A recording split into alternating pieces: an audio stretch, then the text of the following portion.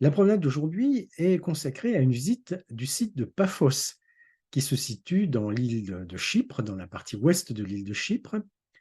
Alors, je précise tout de suite que je laisserai de côté la situation contemporaine de l'île de Chypre, qui est extrêmement complexe.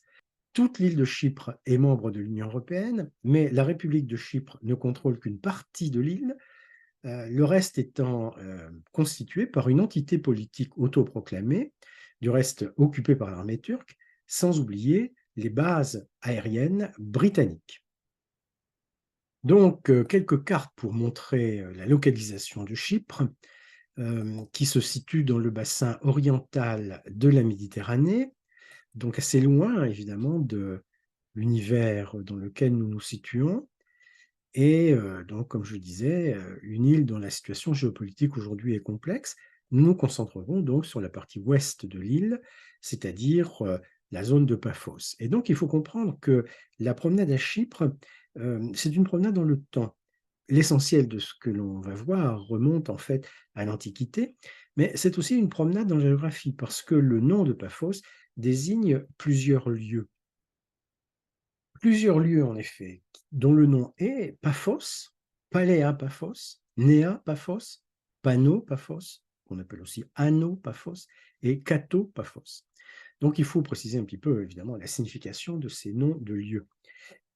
Premier nom de lieu, Paphos, qui par la suite sera appelé Paléa Paphos, c'est le sanctuaire, un sanctuaire religieux très ancien, consacré à une divinité qu'on a fini par appeler Aphrodite.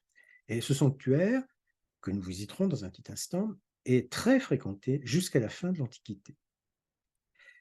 Deuxième nom de Paphos, Néa Paphos, donc un peu à l'ouest de Paléa Paphos, un peu à l'ouest du sanctuaire d'Aphrodite.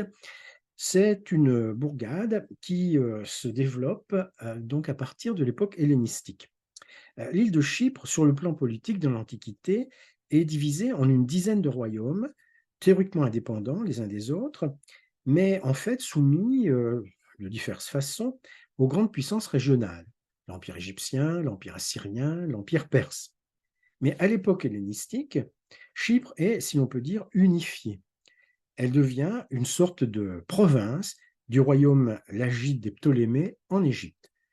La capitale de cette province est installée à Salamine, pas exactement à Paphos, mais Paphos est une importante ville de cette province, ce que traduit son installation au bord de la mer et évidemment se développe une ville dont les vestiges aujourd'hui, les vestiges archéologiques aujourd'hui sont tout à fait visibles et tout à fait importants. Le sanctuaire de Paphos, le sanctuaire d'Aphrodite, n'est pas abandonné, mais la ville a glissé, si l'on peut dire, au bord de la mer. C'est donc Néa Paphos, la nouvelle Paphos, et le site du sanctuaire va être appelé Paléa Paphos. À l'époque romaine, Néa Paphos est officiellement la capitale de la province de Chypre. Et c'est de cette époque que date l'essentiel des vestiges archéologiques. À la fin de l'Antiquité, la situation devient plus difficile. Il y a de l'insécurité qui règne, il y a des pirates, il y a des raids arabes à partir du 7e siècle. Et donc, la ville de Néa-Paphos est délaissée. En plus, elle est détruite par différents tremblements de terre. Enfin, elle est délaissée et les activités vont se rassembler, se regrouper à l'intérieur de l'île, pas très loin du littoral, mais à l'intérieur de l'île, dans une position surélevée, dans une position plus sûre, au fond.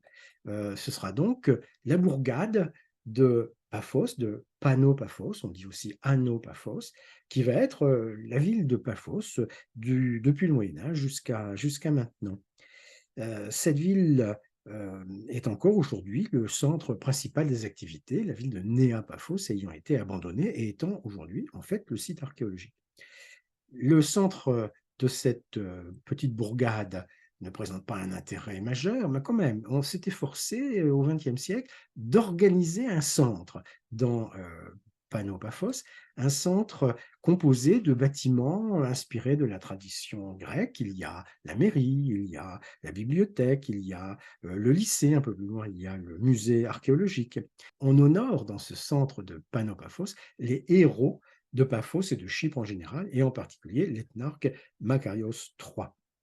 Donc, Paphos, Paléapaphos, Néapaphos, Panopaphos et Katopaphos. Katopaphos qui est donc la station balnéaire. À partir des années 50 du XXe siècle, le tourisme balnéaire se développe à Chypre, alors surtout à Kyrenia et à Famagouste, mais à Chypre, à Paphos aussi. Et surtout, à la fin du XXe siècle, la ville nouvelle de Katopaphos, Paphos le bas, par opposition à Panopaphos, Paphos le haut, la ville nouvelle donc de Katopaphos devient l'une des principales stations balnéaires de l'île de Chypre, ce qu'elle est encore aujourd'hui. Donc il faut imaginer des hôtels en bord de mer, des promenades, des palmiers et même des bananiers. Nous nous intéresserons surtout à Néapaphos et au sanctuaire de Paléapaphos, en laissant de côté Pano et Katopaphos, qui sont donc les Borganes modernes. Le sanctuaire de Paphos, le sanctuaire de Paléapaphos, était dédié à une divinité qui a fini par être appelée Aphrodite. C'est un sanctuaire qui est en fonction depuis au moins le XIIIe siècle avant Jésus-Christ.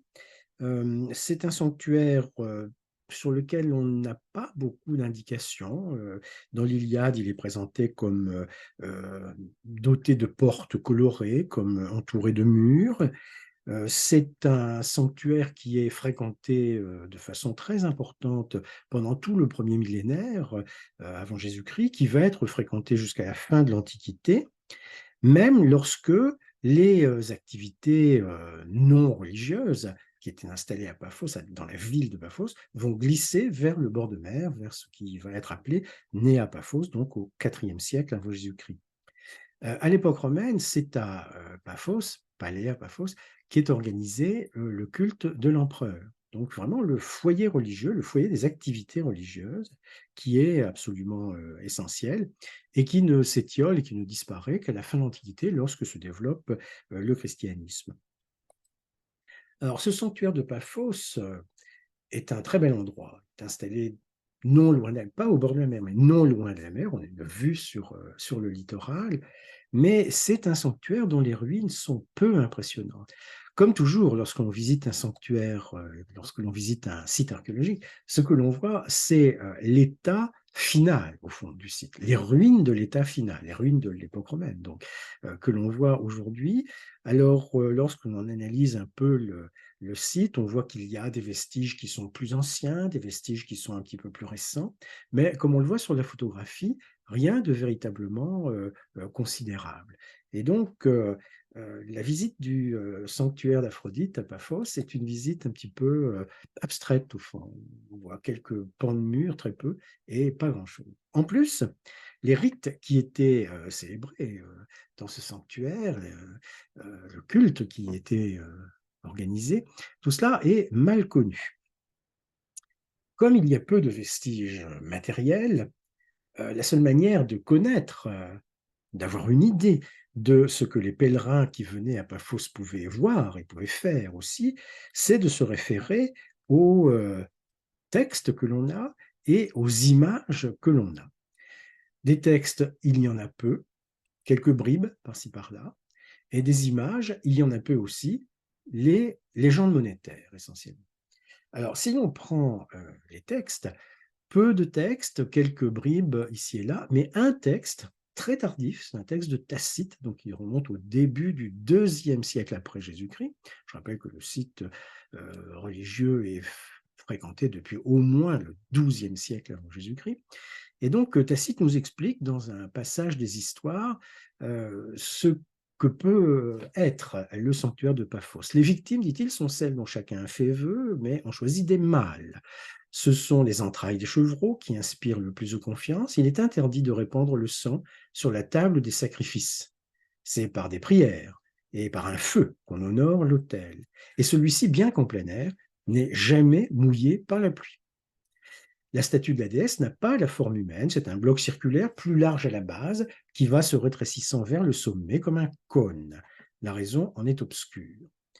Donc, ce que nous dit Tacite, c'est que ce sanctuaire d'Aphrodite à Paphos est très particulier dans son organisation, dans sa forme, très particulier aussi dans les cultes que l'on y célèbre, il est interdit de répandre le sang sur la table des sacrifices, ce qui est évidemment très, très original par rapport à ce qui se fait, habituellement dans le monde antique. Tous les sacrifices ne sont pas sanglants, on le sait bien, mais enfin, ils peuvent l'être et là, apparemment, ils ne le sont pas. Donc on se demande ce que sont les entrailles des chevreaux qui inspirent le plus confiance, s'il est interdit de répandre le sang sur la table des sacrifices. Par ailleurs, Tacite nous donne une idée de ce à quoi peut ressembler la statue de culte. Alors, dans un sanctuaire, il n'y a pas forcément une statue de culte, et cette statue de culte n'a pas forcément une forme anthropomorphique. Elle peut être plus abstraite. Les spécialistes parlent de Xoanon ou de Béthyle pour désigner ces statues de culte non anthropomorphiques, un Xoanon en bois, un Béthyle en pierre. Et c'est ce qu'il nous dit, la statue de la déesse n'a pas la forme humaine, c'est un bloc circulaire qui ressemble à un cône, au fond. Alors voilà le texte de Tacite qui est le plus long, le plus détaillé de ceux que nous avons et qui nous donne une idée des rites qui sont consacrés à la déesse dans le sanctuaire de Paphos. Il y a une autre approche de la réalité du sanctuaire à travers les images. Alors, ces images, ce sont les légendes monétaires, nous n'avons que cela, et voilà, par exemple, une pièce de monnaie qui a été frappée à l'époque de Trajan, donc au début du IIe siècle après Jésus-Christ, à peu près au moment où le texte de Tacite a été rédigé. On voit donc sur l'une des faces de la pièce le profil de l'empereur, mais sur l'autre face, on voit un dessin qui symbolise le sanctuaire de Paphos. On voit donc le bâtiment qui est symbolisé par ces sortes de colonnes que l'on voit là.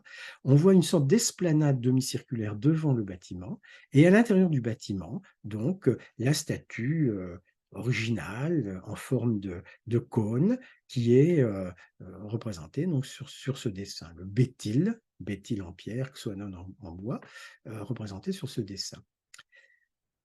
Donc tout à fait original. Les fouilles archéologiques du site qui ont été menées ont permis, n'ont pas exactement permis de faire apparaître l'esplanade semi-circulaire. Ce n'est pas vraiment ce qu'on voit sur le site, mais enfin, elles ont permis quand même de mettre au jour un objet qui ressemble à ce que l'on voit sur la pièce de l'époque de Trajan et qui ressemble à ce que nous dit Tacite, c'est-à-dire une pierre en gros circulaire, dont la pointe, enfin, qui se rétrécit par le haut, une sorte de cône, qui pourrait être donc le Béthyle, la pierre incarnant donc la statue de la déesse dans le sanctuaire de Paphos. C'est possible, c'est pas absolument sûr, parce que au fond, on n'a pas affaire vraiment à un cône.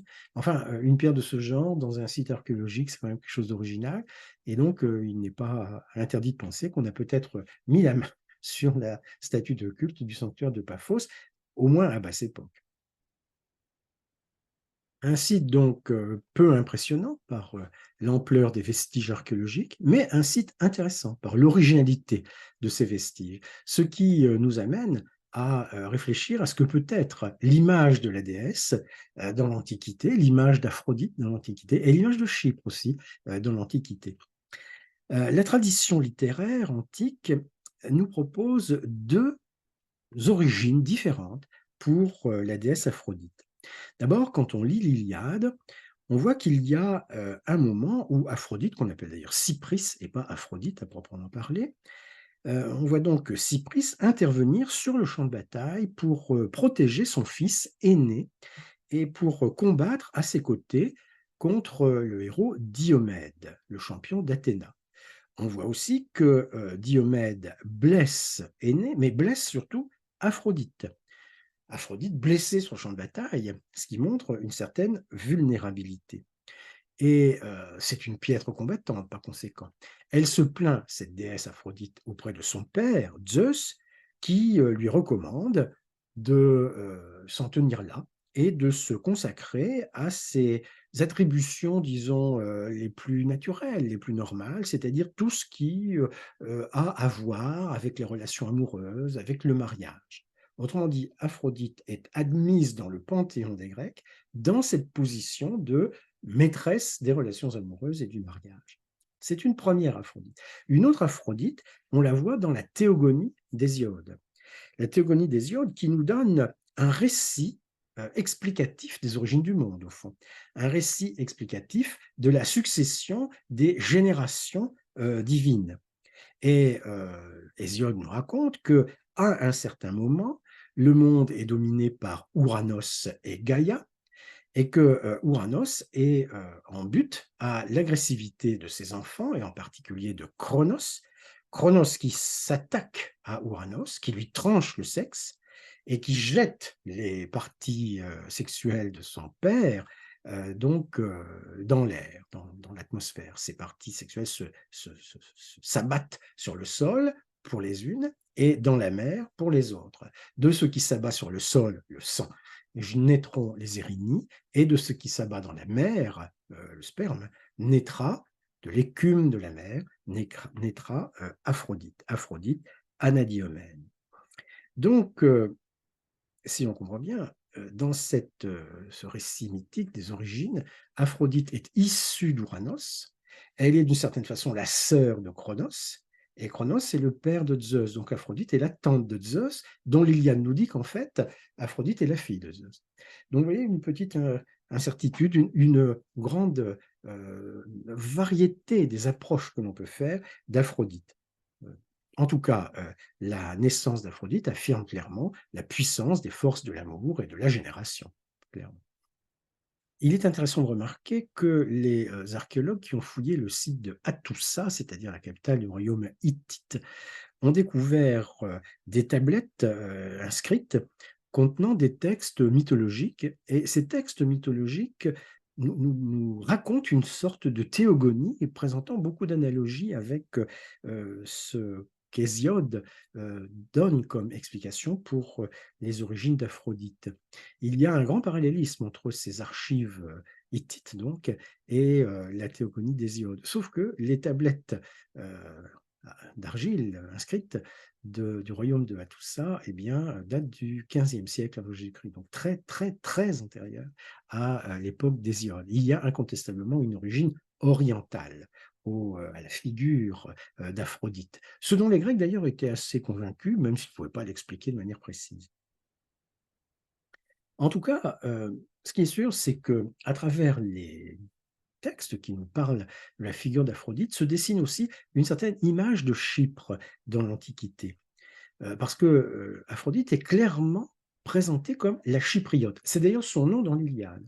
Le mot Aphrodite n'apparaît quasiment pas, mais c'est juste Cypris, la Chypriote. Dès qu'elle s'est formée, donc, Aphrodite touche à Chypre, où, comme le dit Homère, ses pieds légers font pousser le gazon. La Chypriote, Cypris, et cette personne, cette divinité, nous permet de nous faire une image de l'île de Chypre aux yeux des Grecs de l'Antiquité. Dans l'Iliade, par exemple, Chypre n'est pour ainsi dire pas mentionné. Dans l'Odyssée, Chypre est l'une des étapes de la navigation de Ménélas dans son retour de la guerre de Troie. Mais Ulysse n'y vient pas. On peut citer aussi, par exemple, les suppliants d'Échille au Ve siècle avant Jésus-Christ, ces suppliants qui viennent se mettre sous la protection de Pélagos, et donc le roi d'Argos, et qui revendiquent non pas le droit à être protégés en tant que réfugiés, comme on dit aujourd'hui, mais qui revendiquent le droit à être accueillis à Argos en tant qu'argiennes, donc non pas étrangères, mais argiennes. C'est tout l'intérêt des suppliantes, évidemment, d'Échille, qu'on ne comprend plus aujourd'hui. En tout cas, ces suppliantes, qui s'adressent au roi Pélagos d'Argos, intriguent beaucoup Pélagos, qui se demande si ces suppliantes sont libyennes, égyptiennes, amazones ou chypriotes.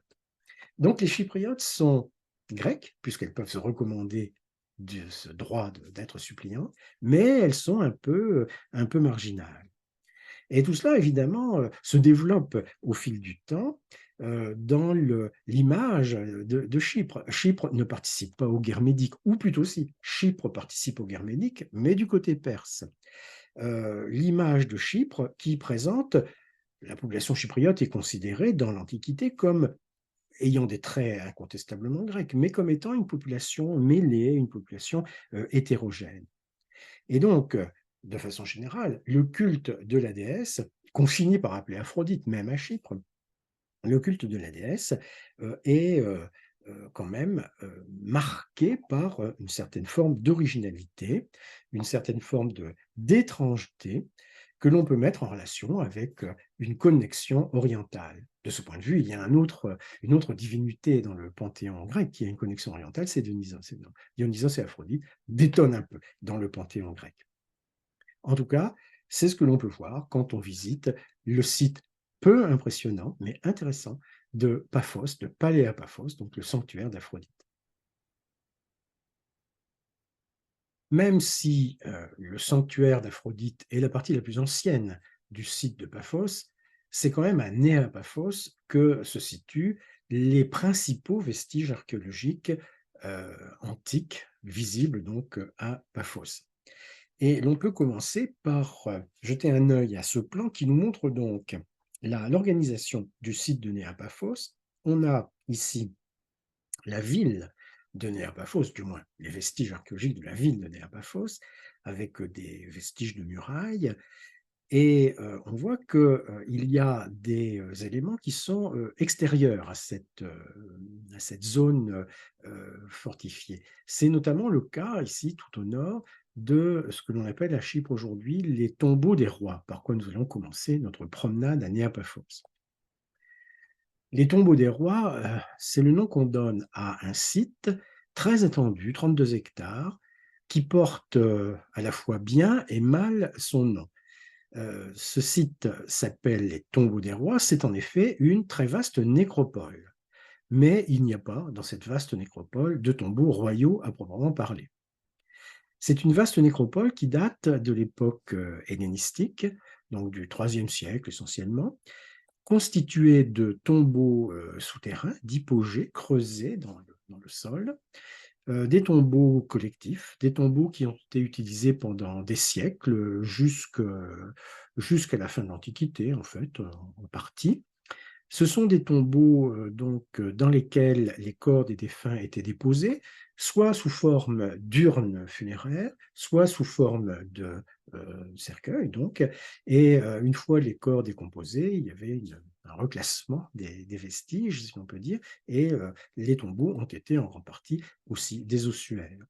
Alors tout cela a été pillé au fil du temps, il ne reste rien dans les alvéoles, bien sûr, mais le lieu est très intéressant, très original aussi, très beau d'une certaine façon. Certains de ces tombeaux, notamment celui-là, qui est le tombeau numéro 3, il y en a 8 en tout, sont décorés, comme vous voyez, de colonnes d'ordre dorique.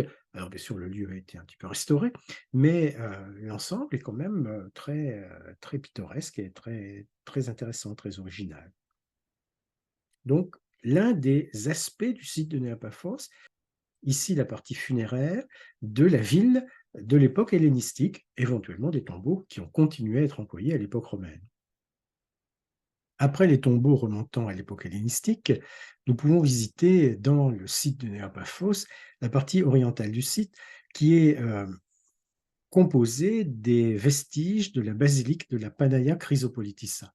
Panaia Chrysopolitissa, en grec, cela signifie Notre-Dame de la Cité d'Or, et c'est le site, l'implantation d'une basilique paléochrétienne fort importante, fort réputée dans l'Antiquité. Alors, cette basilique de la Panaia Chrysopolitissa a été établie donc au IVe siècle avant Jésus-Christ. Il n'en reste que quelques vestiges très difficiles à repérer, disons pour le profane. L'archéologue, lui, peut repérer cela.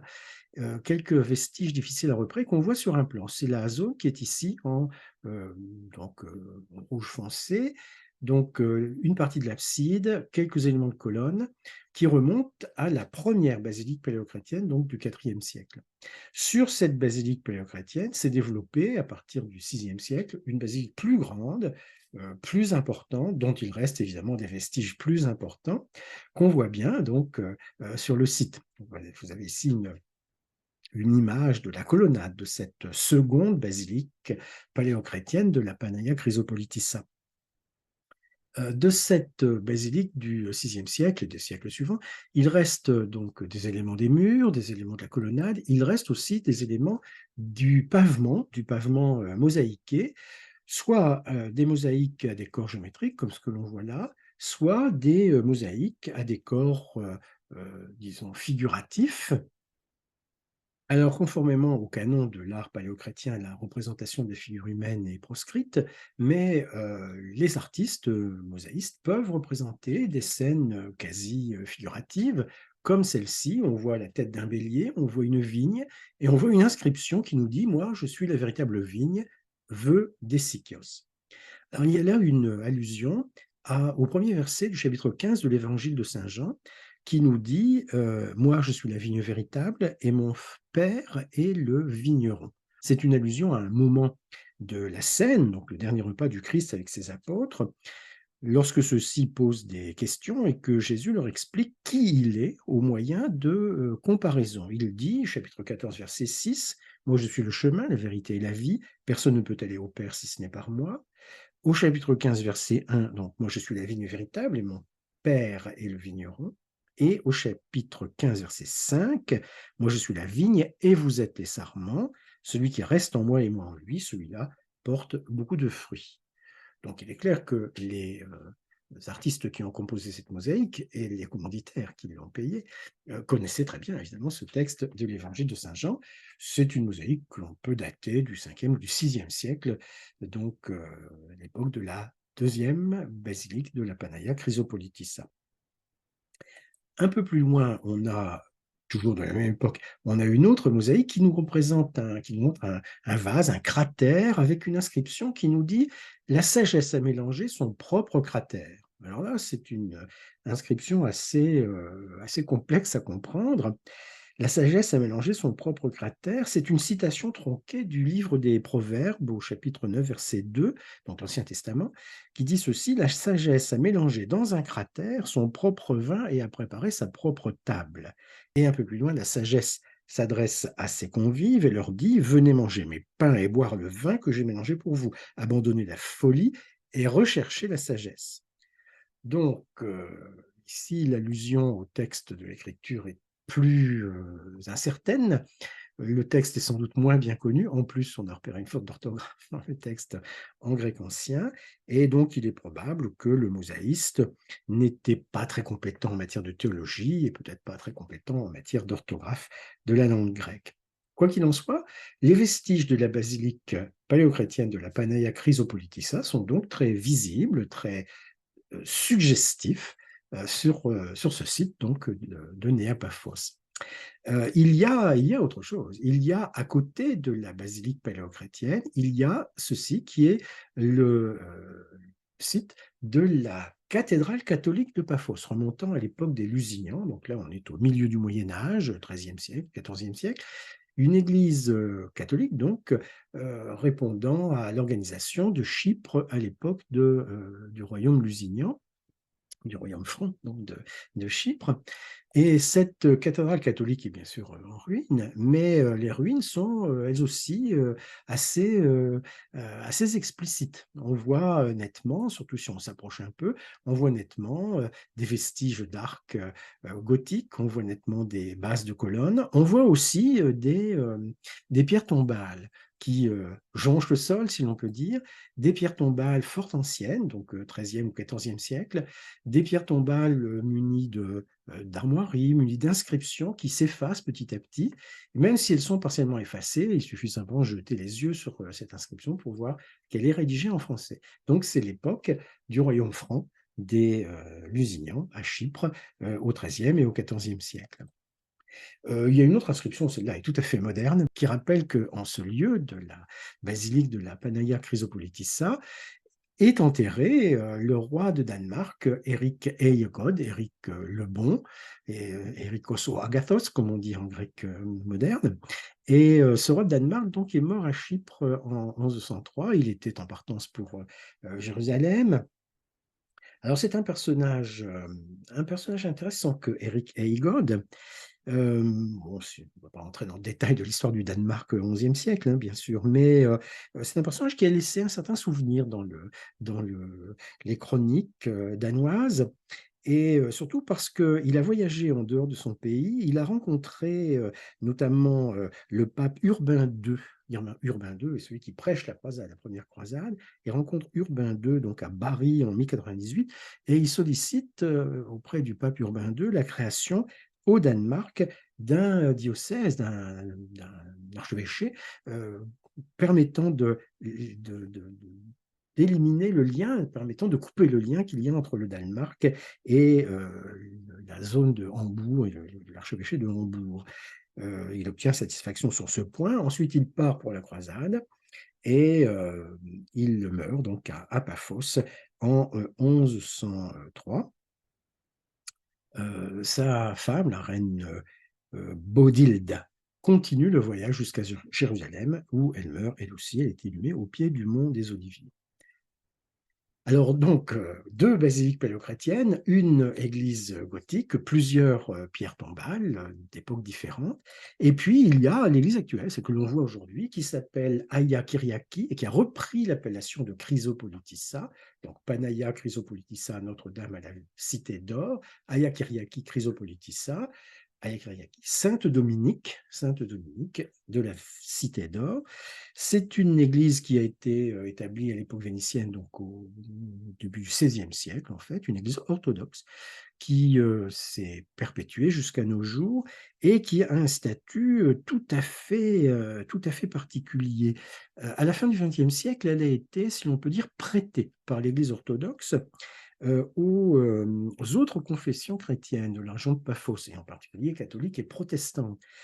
Donc c'est une sorte de symbole de l'œcuménisme. Il y a régulièrement dans cette église, dont la physionomie est tout à fait orthodoxe, notamment pour l'intérieur, on voit une iconostase, il y a régulièrement dans cette église donc des offices protestants, des offices catholiques, maronites même, selon des calendriers divers. Et donc cette église est une sorte de symbole en terre orthodoxe d'œcuménisme. C'est ce qui n'a pas échappé au pape Benoît XVI, qui est venu y célébrer une messe œcuménique donc en 2010. C'est l'occasion de mentionner que l'église de Chypre est une église autocéphale dans l'église orthodoxe, c'est-à-dire qu'elle est, d'un point de vue juridictionnel, indépendante, et cela depuis le concile d'Éphèse en 431, troisième concile œcuménique. Donc c'est la plus ancienne église autocéphale du monde orthodoxe. Et en tant que communauté de chrétiens, ce qui est le sens initial du mot église, c'est la plus ancienne église aussi, puisqu'elle a été établie par saint Barnabé et par saint Paul en 45 après Jésus-Christ. Et de cela, à Chypre, on se souvient très bien, et on en est évidemment très fiers. Ceci étant, à Néapaphos, l'essentiel des vestiges archéologiques est constitué par les maisons, par les villas remontant à l'époque romaine. Et c'est ce que nous allons visiter maintenant. Il y en a plusieurs. Nous visiterons d'abord la villa de Dionysos, et puis ensuite nous irons jeter un œil à la villa de Thésée et la villa d'Éon, qui se trouve ici. La villa d'Orphée, qui se trouve là, pour le moment n'est pas visible pour des raisons qui tiennent à la conservation des vestiges. Les vestiges romains de Néapaphos ont été organisés en un parc archéologique doté d'une entrée monumentale qu'on voit là, et constitue donc un ensemble à la fois très vaste, très impressionnant et très agréable à visiter, très agréable à parcourir. Nous allons commencer par la villa donc de la maison de Dionysos, remarquable par ses mosaïques. C'est une villa, une maison qui s'étend sur 2000 mètres carrés, donc environ 500 mètres carrés de sol mosaïqué. C'est une maison qui a été construite au IIe siècle de notre ère, peut-être un petit peu avant, détruite par un tremblement de terre. Elle a été reconstruite au IVe siècle. Et elle a été détruite par un autre tremblement de terre par la suite, et les vestiges ont été découverts un petit peu par hasard et ont été fouillés dans les années 60 par des archéologues chypriotes. Ce sont des vestiges donc, qui ont été bien relevés, bien fouillés, des mosaïques qui sont en assez bon état et qui sont bien présentées, protégées qu'elles sont, dans une construction dont on ne peut pas être sûr qu'elles reprennent les proportions des bâtiments initiaux. Évidemment, on ne les connaît pas, ces proportions, l'élévation tout au moins. Enfin, cela donne une petite idée quand même de ce à quoi pouvait ressembler le bâtiment au IVe siècle, lorsque les mosaïques ont été, enfin l'essentiel des mosaïques a été installé. Alors, on trouve dans cette villa de Dionysos Des mosaïques de divers types. On trouve par exemple, premier type de mosaïque, avec cette mosaïque du pan que l'on voit dans la pièce numéro 15, une mosaïque montrant un thème qui peut être compris comme un thème mythologique ou comme un thème simplement naturaliste, un animal. Point. On voit d'autre part une mosaïque, ici nous sommes dans la pièce numéro 3, c'est la mosaïque des 4 saisons, mosaïque composée de plusieurs panneaux, 9 panneaux. Mais parmi ces 9 panneaux, 4 sont particulièrement importants. Ce sont les panneaux qui constituent les coins du carré. Ce sont les 4 saisons. Donc le printemps, l'été, l'automne, l'hiver, accompagnés de 4 scènes animalières relatives à ces 4 saisons. Le tout encadrant un personnage qui est le génie des saisons. Donc les 4 saisons, ici l'été, et le génie des saisons. C'est une représentation extrêmement courante dans la mosaïque antique, dans la mosaïque romaine en particulier. Ces 4 saisons et le génie des saisons, c'est un thème qui est séduisant, mais qui ne présente pas une originalité majeure. On trouve également, autre catégorie de mosaïque, une pièce dont le décor est à la fois très précis, représentant le cortège triomphal de Dionysos, et en même temps une scène de vendange que l'on voit ici, et un décor géométrique qui encadre cette scène de vendange. Donc on va insister, pas tellement sur la scène de vendange, mais on va insister sur le cortège de Dionysos. La scène représente donc le cortège triomphal de Dionysos, revenant d'Inde. Dionysos, dans le panthéon grec, est censé être un dieu étranger. Il revient donc de sa campagne en Inde. Il est assis sur un char que l'on voit au centre de la scène, char tiré par des panthères, panthères menées par Silène.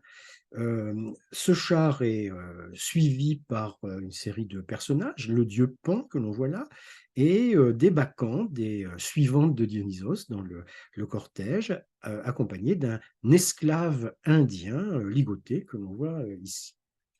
Donc une scène qui est à la fois précisément dessinée et en même temps rappelant un épisode très connu de la mythologie grecque, un épisode très connu des récits relatifs à Dionysos. Une représentation intéressante, mais dont l'originalité n'est pas très grande quand même. La mosaïque la plus connue de la villa de Dionysos se trouve dans la pièce numéro 16. C'est ce qu'on appelle la mosaïque à 4 panneaux. Elle est constituée, comme on le voit, de 4 panneaux dont les thèmes n'ont pas de relation les uns avec les autres. 4 panneaux qu'il faut considérer de façon individuelle, comme on le comprend en voyant le thème qui est développé par l'artiste mosaïste. Premier panneau, une scène évoquant le mythe de Thisbé et de Pyrame, les amants légendaires de Babylone. Pyrame donc découvre à un moment le vêtement ensanglanté de Thisbé. Il en conclut que Thisbé a été dévoré par le fauve, par le tigre qu'on voit au centre, et donc il se suicide, vaincu par le chagrin. Sur ces entrefaites arrive Thisbé, qui n'est pas morte. Elle découvre Pyrame mort, et donc elle se suicide elle aussi. C'est là un mythe qui inspirera plus tard, évidemment, une des scènes du mythe de Roméo-Juliette. Deuxième scène de cette mosaïque à 4 panneaux, une image montrant 5 personnages, le dieu Dionysos à gauche, accompagné de la nymphe Acmé, au centre Icarios, et 2 personnages sur la droite de l'image. Donc il faut comprendre la scène de la façon suivante.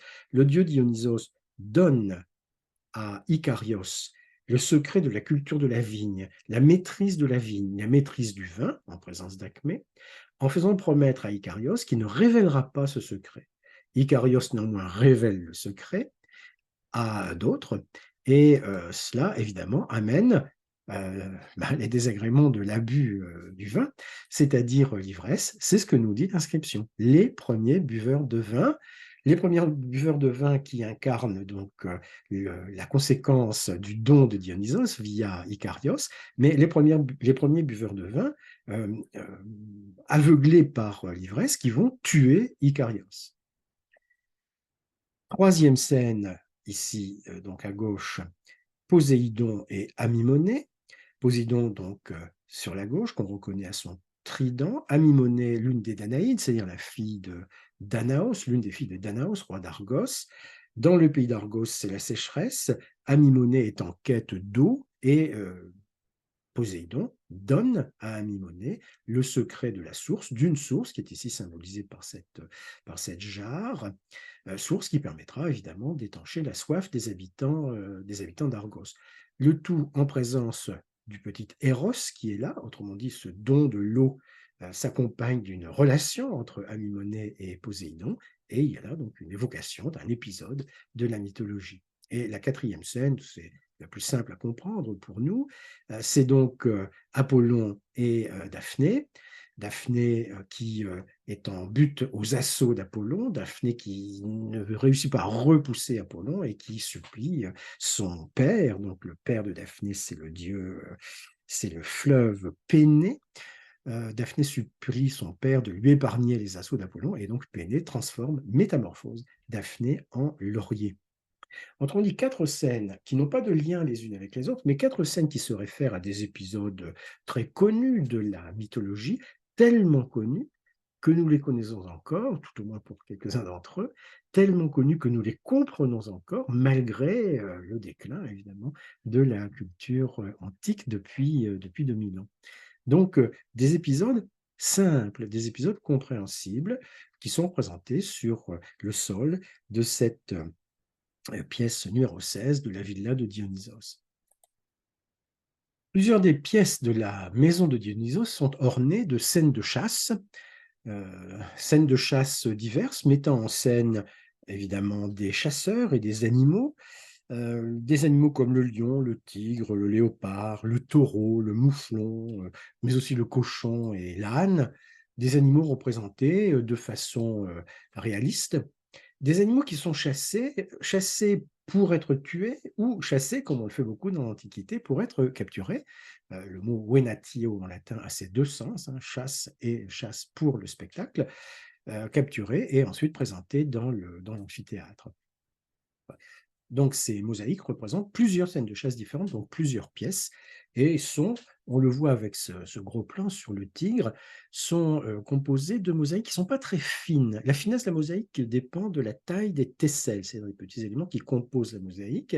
Dans le cas du mosaïque, les éléments ont tous la même forme, ce sont des cubes plus ou moins gros, et les mosaïques de Paphos ne sont pas très fines au sens où les tesselles ne sont pas petites.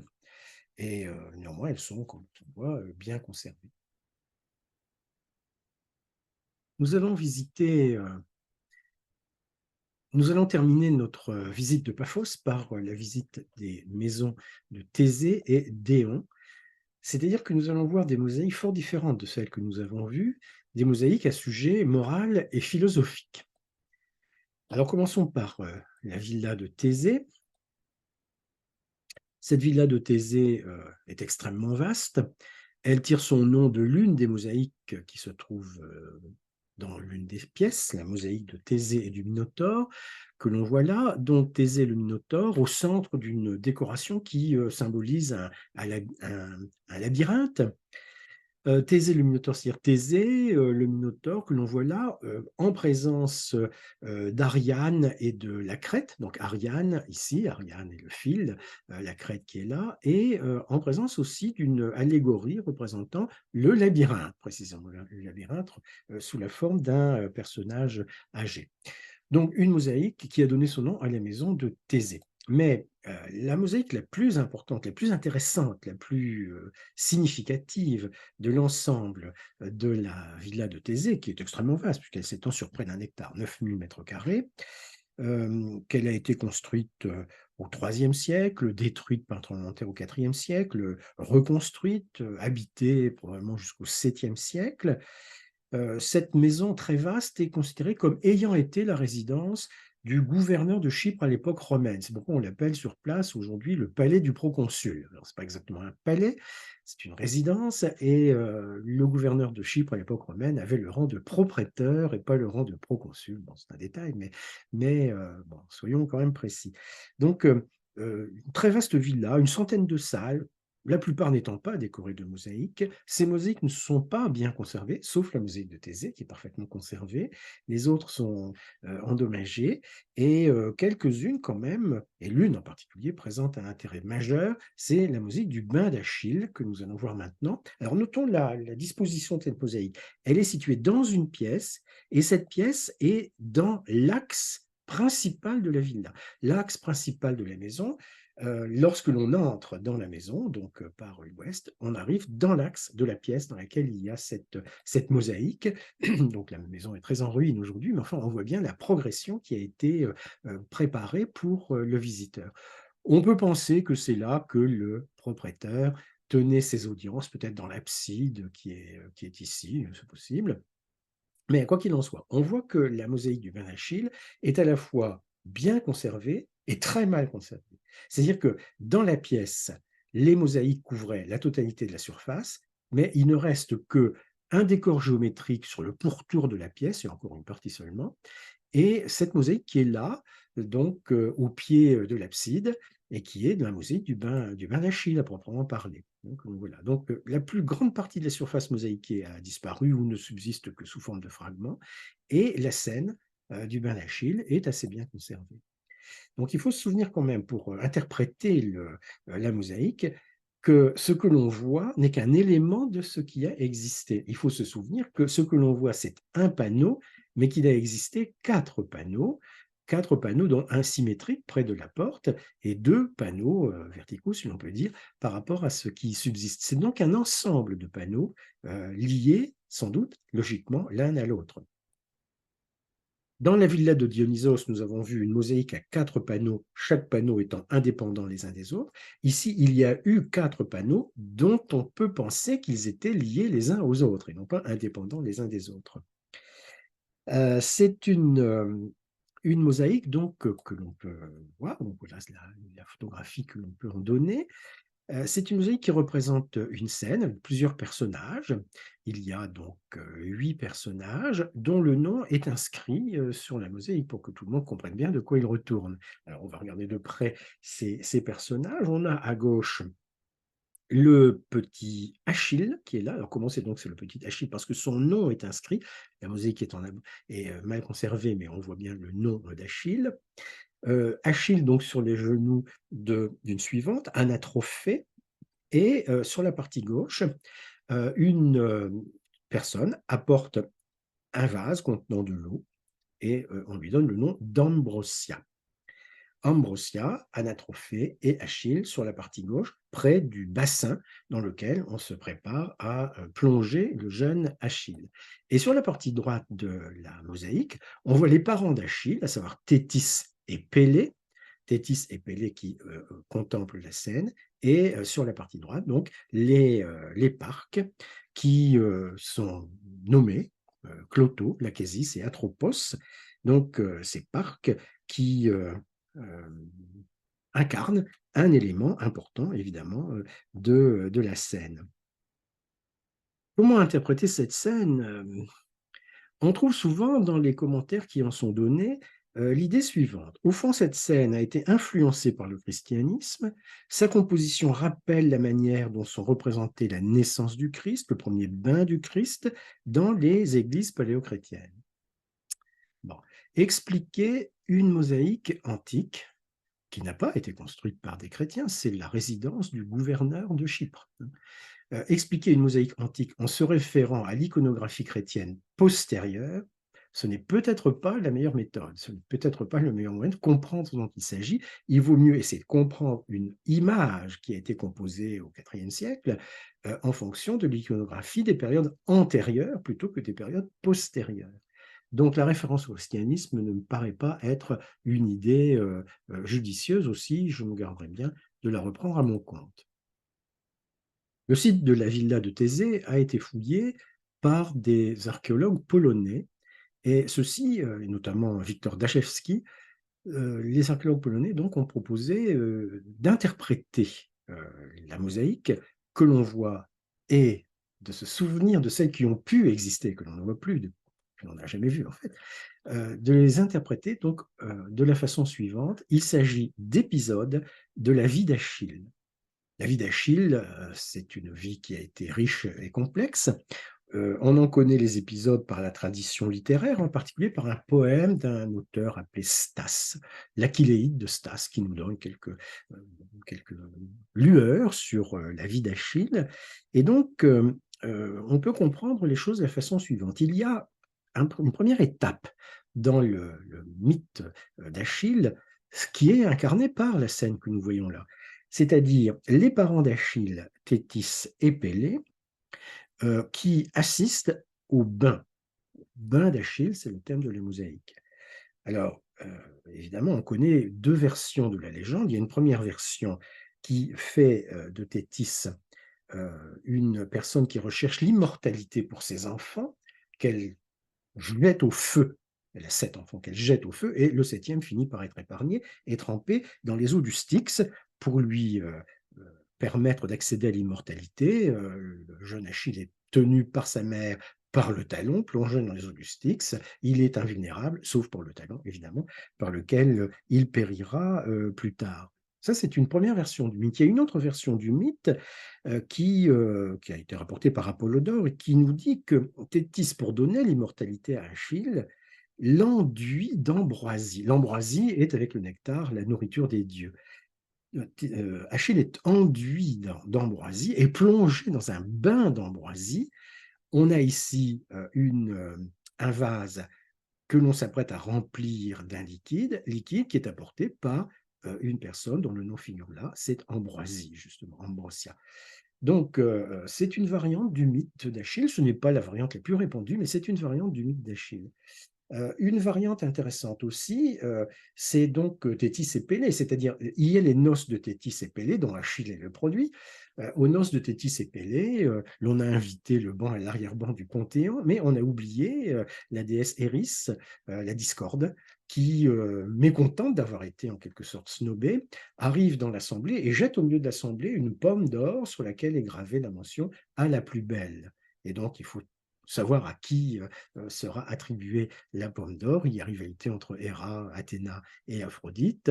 Et comme vous savez, c'est de là que découle finalement la guerre de Troie. Donc les noces de Thétis et Pélée, c'est un élément important dans la mythologie grecque. Et évidemment, tous ceux qui voient la mosaïque au IVe siècle savent ça. Particularité, il y a Cloto, Lachesis et Atropos, c'est-à-dire les parcs. Enfin, les parcs, c'est l'appellation romaine, il faudrait dire les moires, qui est l'appellation grecque.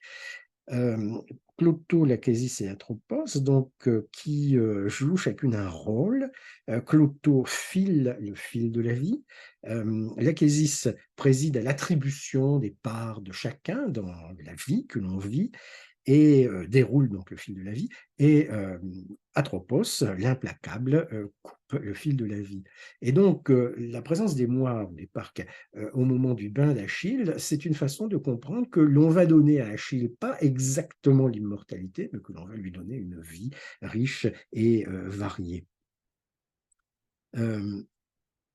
Donc, une scène qui pourrait se suffire à elle-même, mais qui était accompagnée de 3 autres scènes qui ont disparu, dont on n'a plus que quelques fragments vraiment très, très, très limités, donc incompréhensibles. Là, il faut faire des hypothèses. Si l'on accepte l'idée que les 4 panneaux sont liés l'un à l'autre, et il faut accepter cette idée, ne serait-ce que en bonne logique, mais aussi parce qu'il y a ici tout autour, vous voyez, conservé en partie, non seulement une frise de décor géométrique, mais des animaux qui courent autour du panneau conservé, mais qui courent autour des panneaux qui ont disparu. L'ensemble était entouré de ces animaux qui courent. Ce sont des animaux sauvages qui courent, mais après lesquels on peut courir.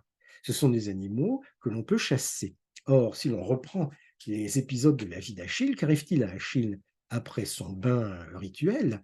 Eh bien, il est confié par ses parents au centaure Chiron. Chiron qui va l'éduquer, qui va lui apprendre la vie, qui va lui apprendre à lire et à écrire, qui va lui apprendre la musique et qui va lui apprendre la chasse. Donc la frise de la chasse unifie les quatre panneaux, celui qui s'est conservé et ceux qui ont disparu. Et ensemble, il y a une interprétation qui émerge de tout cela. Il y a une légende, il y a une leçon qui émerge de tout cela, c'est que la vie d'Achille permet de comprendre quelles sont les caractéristiques, les aspects importants de la vie de l'homme qui préside à l'organisation de la maison, de la vie de l'homme qui gouverne la province de Chypre. C'est peut-être une façon d'interpréter cette mosaïque du bain d'Achille. En tout cas, c'est la version que propose l'archéologue polonais Wiktor Dajewski.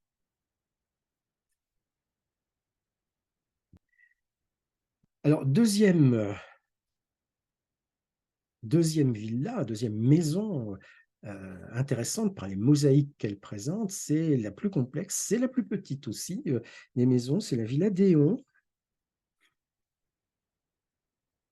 C'est une maison, une villa construite probablement au IIIe siècle, sans doute modifiée au Ve siècle. Elle comporte des mosaïques qui ont été découvertes donc, par l'école polonaise en 1983. Une salle mosaïquée de taille relativement modeste, 67 mètres carrés par rapport aux centaines de mètres carrés des autres villas. Et cette salle est décorée donc de mosaïques sur lesquelles on a construit cette structure que vous voyez là qui rappelle l'élévation du bâtiment disparu. Voilà donc la mosaïque de la maison d'Éon, par quoi nous allons terminer cette promenade à Paphos. Alors, Villa d'Éon, maison d'Éon. Éon est le personnage qui est situé au centre de la mosaïque. Comment le sait-on? Son nom est inscrit en dessous. Qu'est-ce que c'est que Éon? C'est une allégorie, c'est un personnage qui n'est pas exactement un dieu, c'est une allégorie du temps. Pour les Grecs, dans leur conception philosophique des choses, le temps peut s'interpréter de trois façons différentes. Il y a le temps linéaire, le temps qui s'écoule, que l'on appelle chronos. Chronos avec un qui, à distinguer de Chronos, qui est donc le père, si on peut dire, d'Aphrodite. Chronos, donc le temps qui s'écoule. Et puis, il y a une autre notion de temps qui est le temps opportun, le temps qui est l'occasion à saisir, qui est le moment qui se présente. Ça, c'est kéros. Et puis, il y a d'autre part le temps, c'est-à-dire la génération, c'est-à-dire la façon de vivre, c'est-à-dire la continuité, presque l'éternité, au fond. Et ça, c'est éon. Donc, une mosaïque avec éon au centre. Évidemment, si l'on cherche à interpréter la signification d'une mosaïque, on peut dire ce que l'on voit, c'est une mosaïque naturaliste, comme le pan que vous voyez tout à l'heure, par exemple. Ce que l'on voit, ce sont des panneaux qui sont isolés les uns par rapport aux autres, ils sont indépendants les uns des autres, comme on l'a vu pour la maison de Dionysos.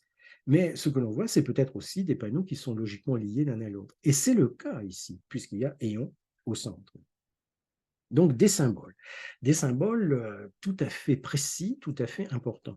Des symboles qui figurent sur une mosaïque qui a été réalisée au IVe siècle. Autrement dit, dans l'Antiquité tardive, par des gens, à la fois les artistes mosaïstes et les commanditaires du projet, des gens qui connaissent la mythologie, qui connaissent une mythologie qui a évolué au fil du temps. Entre le Parthénon et la maison d'Éon, il s'est écoulé 1000 ans environ.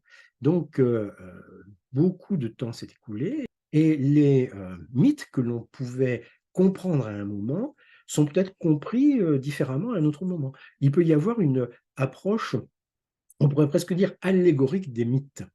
Et tous ceux qui ont essayé d'analyser la signification de cette mosaïque d'Éon conviennent qu'il faut concevoir une approche allégorique des mythes. C'est ce que je vais essayer de faire en observant simplement la mosaïque. Deux remarques préliminaires. Il ne faut pas confondre les observations que l'on peut faire. Il ne faut pas se tromper dans l'examen, dans l'interprétation des observations que l'on peut faire. Si l'on observe, par exemple, ici, deux personnages nimbés, dont la tête est pourvue d'un nimbe, il ne faut pas forcément conclure qu'il s'agisse d'une représentation chrétienne. Le nimbe préexiste au christianisme. C'est une manière de souligner l'importance d'un personnage, c'est une manière de souligner le côté prééminent d'un personnage. Cette façon de procéder sera reprise par les artistes chrétiens qui donneront au sein un nimbe. Donc, le nimbe est païen, il a été repris par les chrétiens. Sur une mosaïque païenne, il peut y avoir un nimbe, et il y en a ici. Deuxième remarque, il y a plusieurs panneaux, on les lit dans un certain ordre. Quel ordre? On sait que sur les vitraux gothiques, par exemple, qui sont organisés en lancettes, on lit de gauche à droite et de bas en haut. Bon. Ici, il y a des règles qui ne sont pas respectées de façon absolue, mais enfin, ce sont à peu près les règles de la lecture des écrits de l'Antiquité, c'est-à-dire on lit en général de gauche à droite et de haut en bas, en général. Et sur cette mosaïque, c'est probablement le cas. Ce qui veut dire qu'il faut commencer la lecture par le coin en haut à gauche et non pas par le coin mieux conservé en haut à droite, ce que font pourtant toutes les descriptions que l'on trouve aujourd'hui. Il faut commencer à gauche et pas à droite, de gauche à droite et de haut en bas, avec la particularité du panneau central, qui est beaucoup plus grand que les autres, qui est certainement un cas particulier, donc lire les deux panneaux du haut, puis les deux panneaux du bas, et seulement le panneau central ensuite. C'est sans doute comme cela qu'il faut comprendre la mosaïque. Alors, si on commence à observer cette mosaïque, on dira que, donc voilà un dessin de simplification, hein, on dira qu'il y a quantité de personnages, tous les personnages sont nommés, ce qui veut dire que pour les artistes, il s'agissait de bien faire comprendre à ceux qui allaient observer la mosaïque de quoi il s'agissait. On ne pouvait pas se contenter simplement de l'iconographie, hein, le nom inscrit était nécessaire. Et donc, si l'on commence par le coin en haut à gauche de la mosaïque, on aura un premier panneau qui est celui-ci. Il n'est pas très bien conservé, mais enfin, on a quand même, par exemple, ici, le nom de Léda. Léda, donc la personne qui est là, et Zeus. Donc, c'est le mythe de Léda et de Zeus, la rencontre entre Léda et le cygne, la relation entre Léda et le cygne, qui produit deux œufs, un œuf qui donne le jour à Pollux et à Hélène, donc enfant de Zeus, si on peut dire, et un autre œuf qui va donner le jour à Castor et à Clytemnestre. Donc ce mythe de Léda et de Zeus, cette représentation de Léda et de Zeus, a pu, au fil du temps, être comprise par les différents courants philosophiques, notamment néo-platoniciens, a pu être comprise donc comme une métaphore de l'âme du monde. Euh, L'âme du monde qui anime le corps de l'homme à sa naissance et dont le rapport avec la matière montre toute la complexité de la nature de l'homme, la double nature de l'homme, en somme, spirituelle et matérielle. Donc, il y a dans le premier panneau un contenu clairement allégorique qui est compréhensible si on veut bien accepter l'idée qu'il ne s'agit pas d'une lecture littérale du mythe. On est au IVe siècle après Jésus-Christ quand même. Le tableau numéro 2, donc en haut à droite, est beaucoup mieux conservé. Il y a là aussi des inscriptions qui indiquent qui sont les personnages. Alors, il y a deux personnages principalement que l'on voit là. On a tout d'abord le personnage dont le nom est inscrit là, qui est Hermès, et sur les genoux d'Hermès se tient le petit dieu Dionysos. Donc nous avons ici affaire à une scène montrant l'ablution de Dionysos.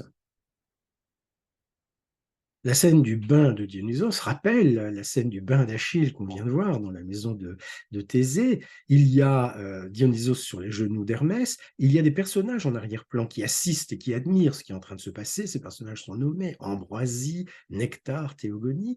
Et puis, il y a aussi le bain qui se prépare ici avec Anatrophée qu'on voyait aussi sur la mosaïque du bain d'Achille. Donc, au fond, c'est un épisode du mythe de Dionysos. C'est le bain de Dionysos, l'ablution de Dionysos, et c'est donc une évocation du modèle que Dionysos peut incarner pour les hommes. Dionysos donne aux hommes les mystères dionysiaques, et c'est un moyen pour les hommes qui suivent l'enseignement de Dionysos, qui suivent les rites du culte de Dionysos, de se rapprocher d'un bonheur éternel. Donc, deuxième scène de notre mosaïque. Troisième scène de la mosaïque, continuons la lecture par le coin inférieur droit. C'est donc la scène d'Apollon et Marsyas. Apollon ici, Marsyas. Alors cette scène d'Apollon et Marsyas est souvent présentée de la façon suivante, le récit classique dans la mythologie. Marsyas défie Apollon dans un concours musical et Apollon, mécontent, décide que Marsyas sera écorché vif. Donc c'est la mise à mort de Marsyas. Alors c'est surprenant parce que Marsyas est en principe une sorte d'incarnation de la fidélité, et donc on voit mal pourquoi il faudrait exécuter Marsyas.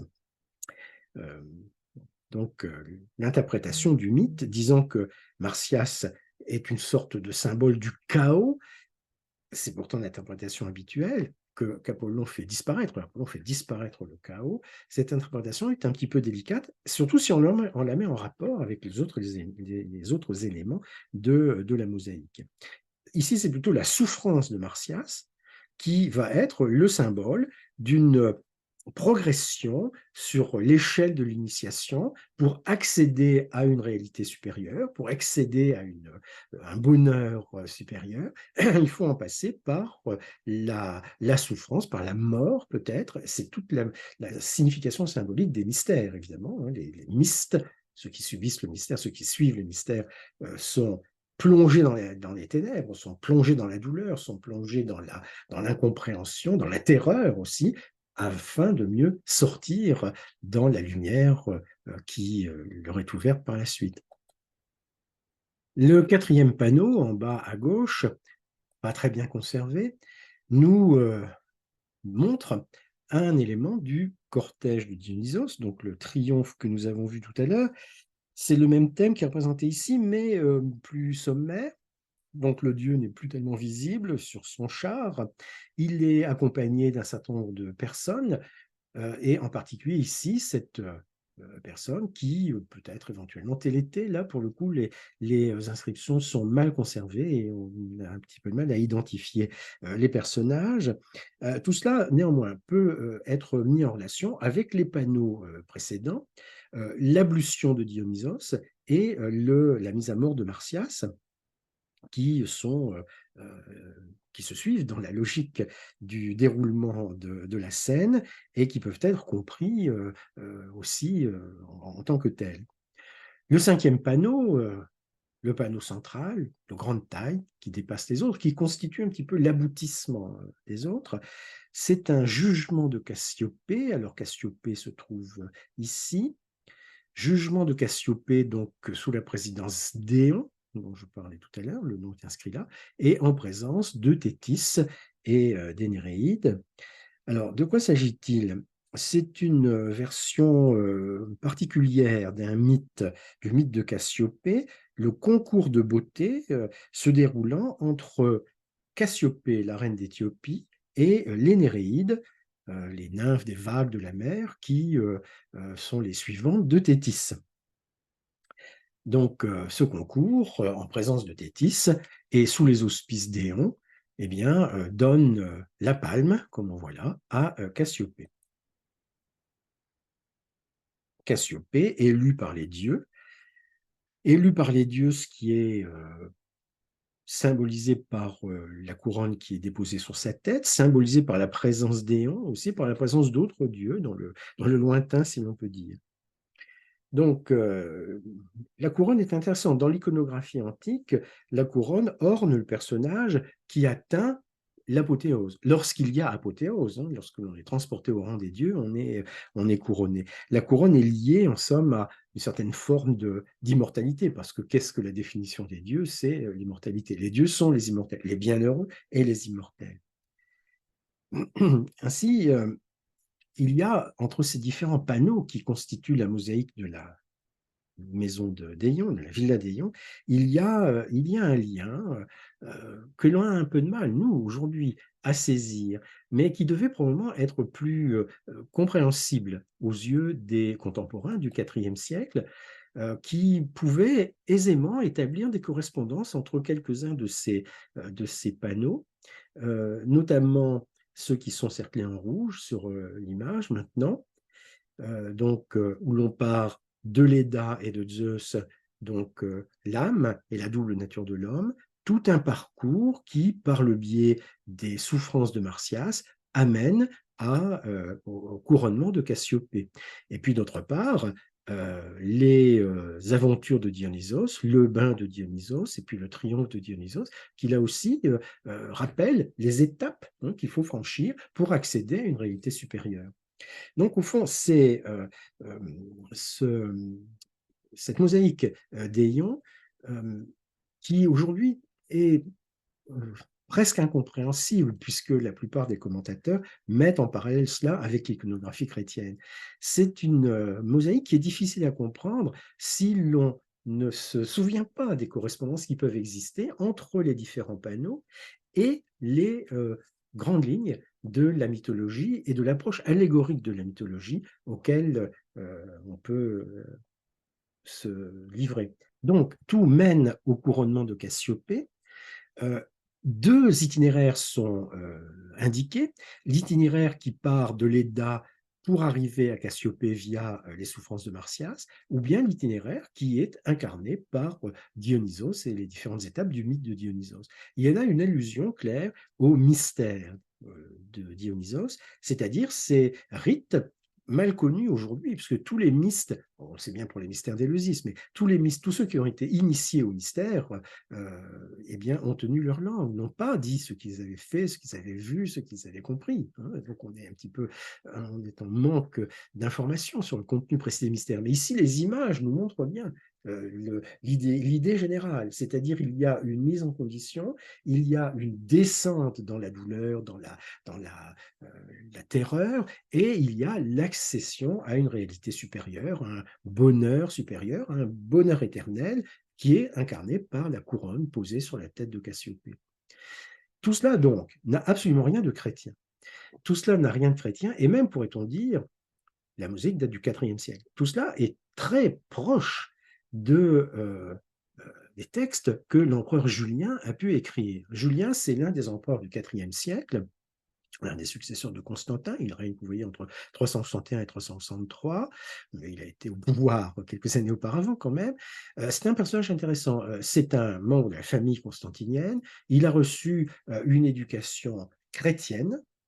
Et puis, il est retourné, si l'on peut dire, au culte des dieux anciens, non pas dans une sorte de pratique élémentaire de la religion païenne, mais au culte des dieux anciens dans l'approche allégorique que j'ai indiquée tout à l'heure. Et dans un texte célèbre, il a critiqué les chrétiens en indiquant qu'ils se coupaient, qu'ils avaient renoncé à la tradition antique. Ce texte de Julien contre Galiléos, donc contre les chrétiens, a disparu. Évidemment, on ne l'a pas recopié dans les monastères du Moyen-Âge, bien sûr, mais il est connu parce qu'il a été réfuté par le patriarche Cyril d'Alexandrie dans son contre Julien. Donc Cyril d'Alexandrie reprend l'argumentation de Julien et méthodiquement la contredit. Donc en lisant le texte de Cyril d'Alexandrie, on peut comprendre quelle est l'argumentation de Julien. Et cette argumentation eh bien, est très comparable à ce que nous disent, à ce que nous montrent les mosaïques de Paphos. Alors, je ne suis pas en train de dire que c'est Julien qui a inspiré les mosaïques de Paphos. Enfin, il est possible, peut-être même il est probable, que ceux qui ont commandé le programme iconographique connaissaient, sinon le texte précis de Julien, tout au moins l'idéologie autour de Julien, que les chrétiens ont appelé, puisqu'il est retourné aux dieux anciens, ont appelé Julien l'apostat. Et donc, contrairement à ce qu'on nous dit souvent sur place, les mosaïques de Paphos, et surtout celles-là, n'ont absolument rien de chrétien. C'est même le contraire. Ce sont plutôt des mosaïques anti-chrétiennes qu'il faut accepter de voir en elles. C'est donc évidemment une scène extrêmement intéressante que Paphos peut montrer à celui qui vient voir les mosaïques, à celui qui peut essayer d'accepter l'idée que ce sont des mosaïques du IVe siècle, des mosaïques anciennes, et qui représente donc un état de la civilisation, un état de la conscience antérieur à l'état qui va se développer par la suite avec le christianisme. Donc c'est une fin de civilisation, en somme, qu'incarnent les mosaïques de Paphos, clairement.